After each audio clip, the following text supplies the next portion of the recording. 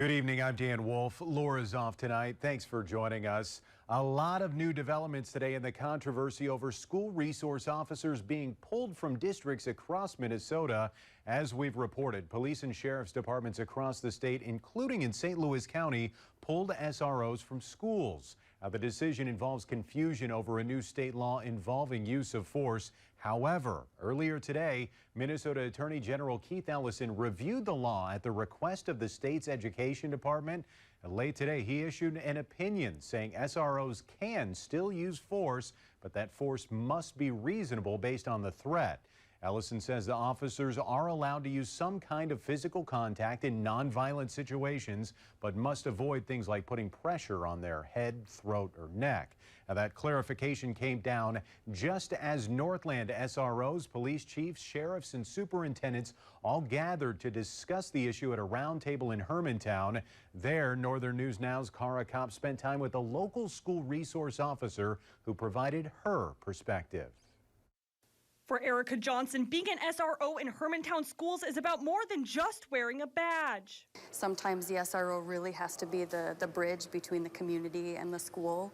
Johnson says for her, being an SRO is about supporting students, especially kids who are having issues outside the school, which can lead to problems in the classroom.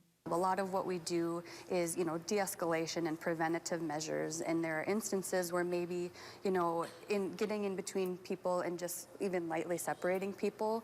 But the new law passed this legislative session has many SROs, including Johnson, feeling like they are unable to do their job. We really can't be responding and we can't be really intervening until somebody is either being injured or there's that threat of bodily harm or injury. Johnson, along with other Northland SRO and police departments, are concerned. That's why Northern Minnesota DFL Senator Grant Hochschild held this roundtable Wednesday afternoon so all stakeholders could share their unique perspectives.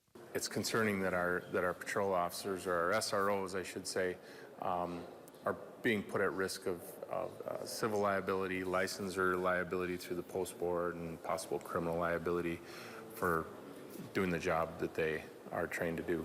Hermantown Police Chief Jim Crace, who decided to keep SROs in their school district, used a story from the past to better explain.